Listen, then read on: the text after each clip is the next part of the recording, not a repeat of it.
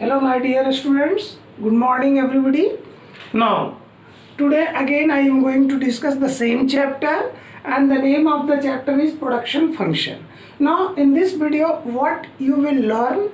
You will learn about the relationship between TP and MP. So how TP works on the basis of MP. And as you know, MP is the marginal production which indicates the productivity of the labor. Okay. So here there are four columns. First, that is the fixed factor, that is land. Next is the variable factor. Here I have taken the labor. So, and this is the TP and this is the MP. Is it clear? So look here. Suppose the fixed factor land. So here the term is fixed. So suppose I take 1 acre of lands. So everywhere it will remain constant.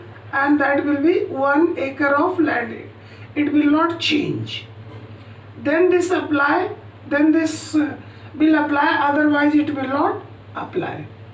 Is it clear? So here the fixed factor is constant. Now, variable factor, if there is no any labor, automatically there will be no production because there is no labor. Clear?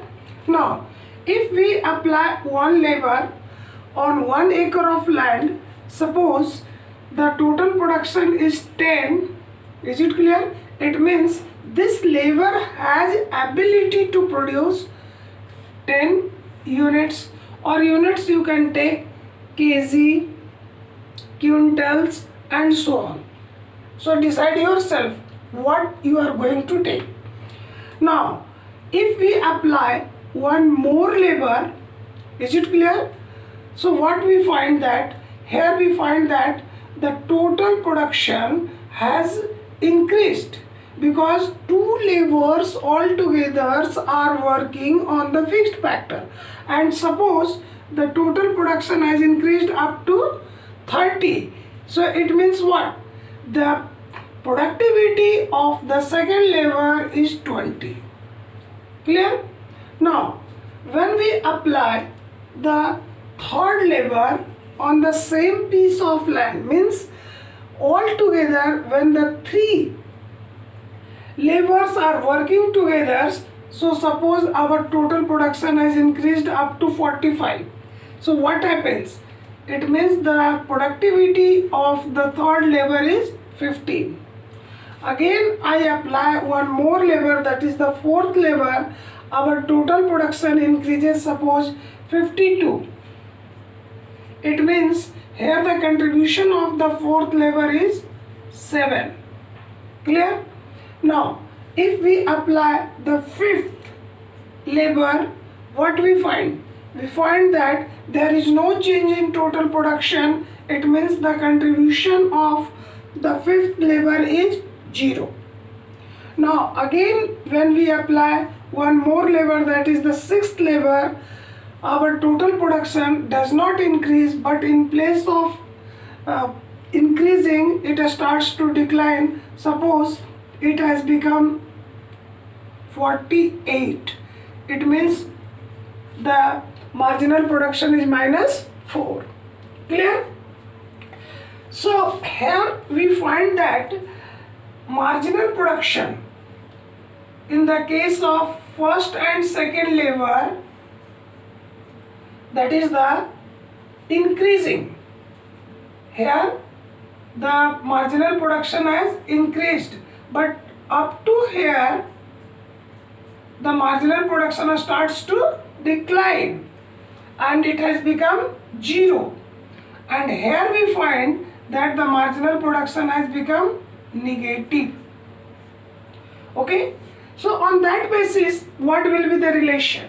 The relation shows that up to the second unit of the labor, the total production increases at an increasing rate.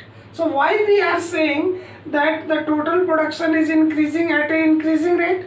So it indicates that if we apply 1 labor, our total production is 10, and if we apply the second labor, our total production must be equals to 20, but it has increased up to 30. So it indicates that the total production is increasing at an increasing rate.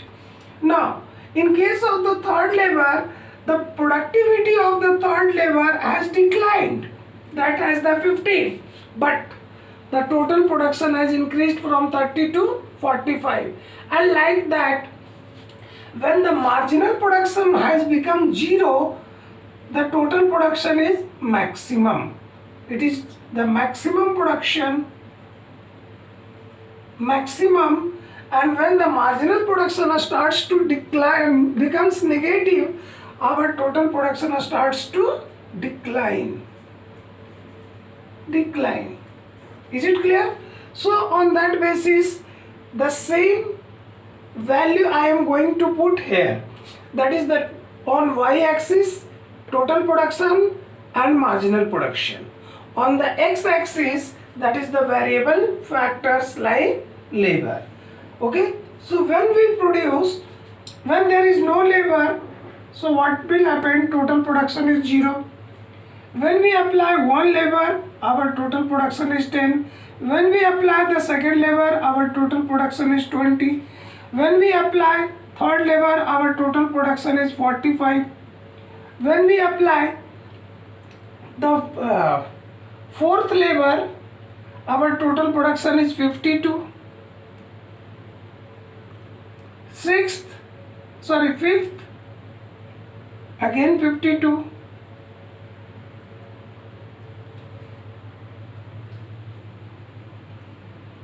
When we apply the sixth labor, our total production has declined up to 48.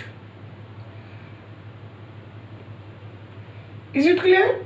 So if we join all these lines,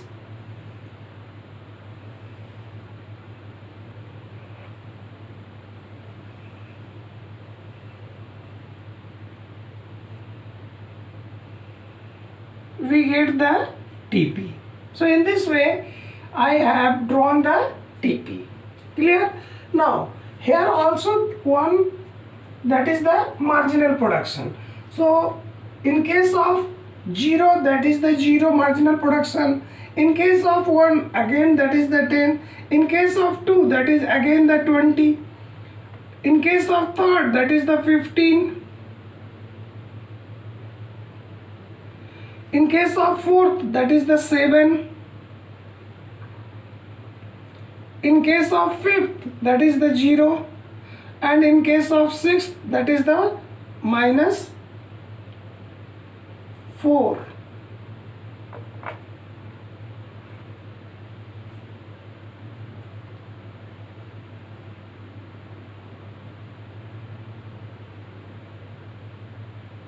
Clear? So if we join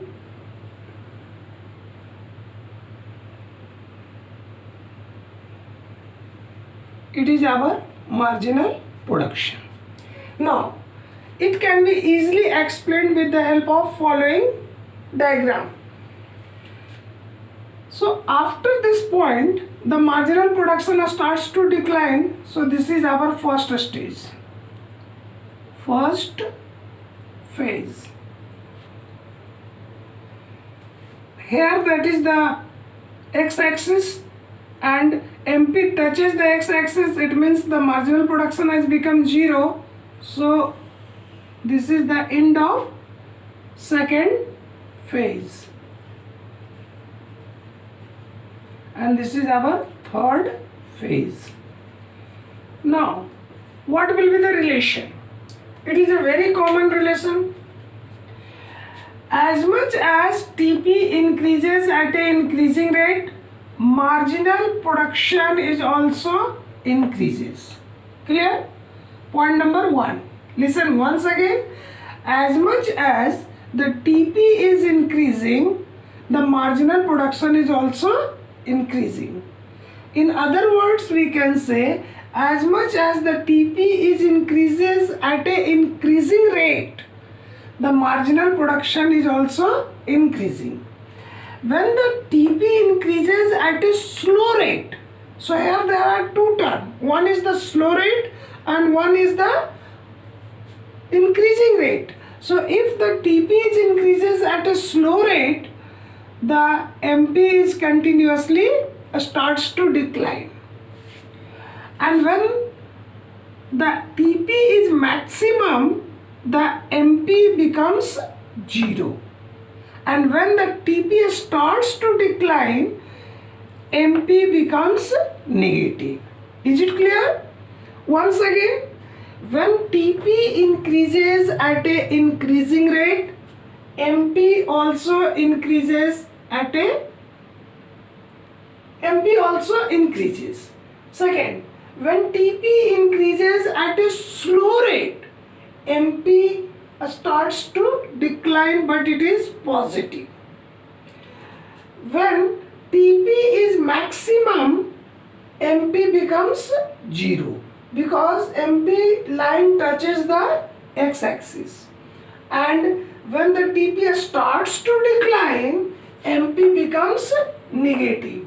Is it clear? So this is known as relation between TP and MP. Is it clear? Okay. In the same, here I am going to discuss regarding the relation between AP and MP. Okay. So see here.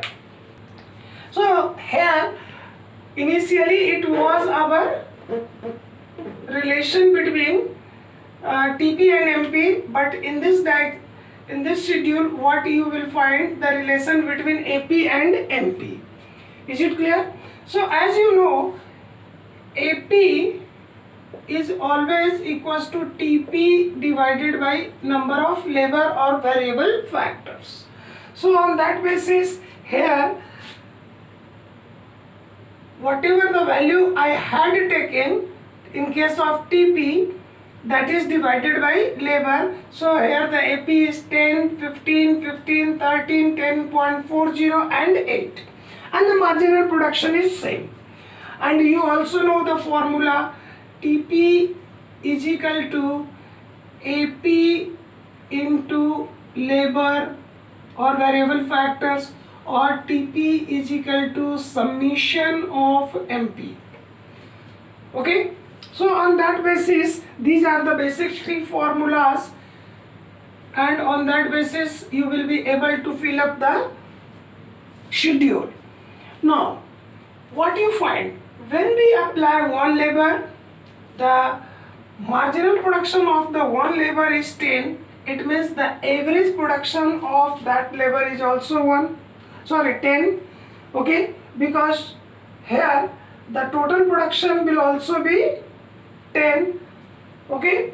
Now, when we apply the second labor, the marginal production of the second labor is 20, but the average production of the two labor is 15, because here the total production is 30, so 30 divided by 2 is equal to 15.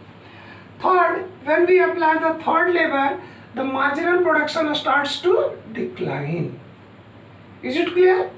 But what happened? Here the marginal average production becomes constant.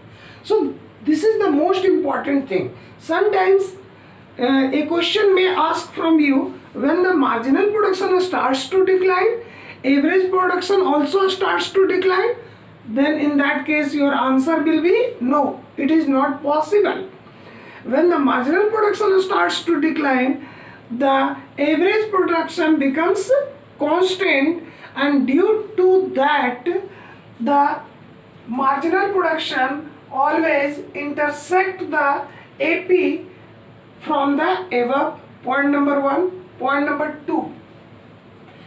When the marginal production starts to decline, AP will be the maximum. So here the maximum value is, that is the 15, and 15 indicates that the marginal production starts to decline.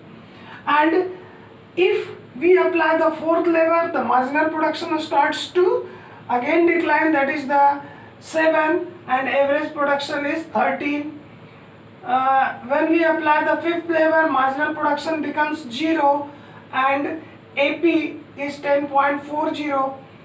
When we apply the sixth, it is negative, but it is always positive. So again it indicates that the marginal production may be 0 and negative, but average production never be 0 and negative.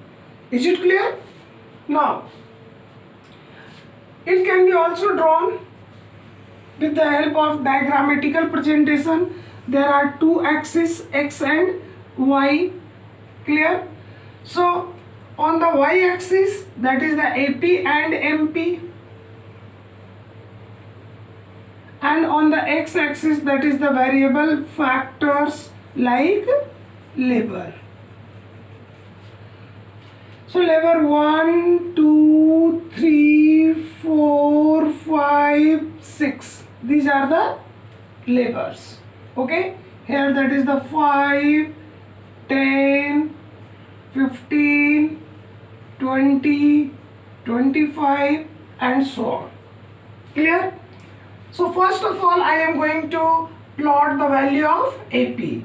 So when we apply one labor, the AP is, that is 10. When we apply the second labor, the AP is 15. When we apply the third labor, again the AP is 15. When we apply the fourth labor, that is AP is 13. When we apply fifth labor, that is 10. When we apply sixth labor, that is 8. So in this way, this is the situation of AP. Clear? Now come to the MP. When we apply one labor, the total output is 10. When we second apply, that is 20. Next we apply, that is 15. Next we apply, that is the 7.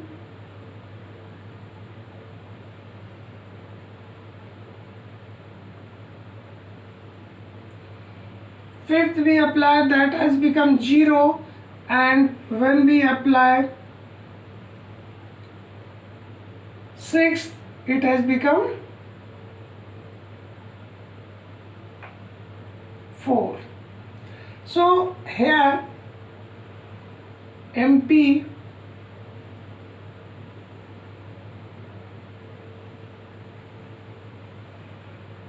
this is the MP. Clear? So this is the point where MP is equals to AP. Clear? Before that, MP is greater than AP, and after that AP is greater than MP. Clear? So here there are three stages. So how we can write the accurate answer? The answer is that when MP increases, AP also increases, but AP increases at a slow rate. Point number 2, when MP starts to decline, AP is continuously rising or it has become constant. That's why here, that is at the third point or at the third number of labor, AP becomes AP. MP becomes AP. Clear? Now, when the MP is continuously rising as the number of labor increases, AP after that also starts to decline, but it declines at a very slow rate. MP may be 0 and negative, but AP never be 0 and negative. Listen once again. When MP increases at a faster rate, AP also increases. Point number 2. When MP starts to decline, AP either increases at a very slow rate or it becomes constant. That's why MP will always be equals to AP. Next point. When MP starts to decline and touches the x-axis, AP after that also starts to decline, but at a very slow rate. That's why AP is greater than MP. MP may be 0 and negative, but AP never be 0 and negative. So this is the basic relationship between AP and MP, and I hope you are able to give the correct answer, and you will also be able to write a perfect answer. Okay, thank you.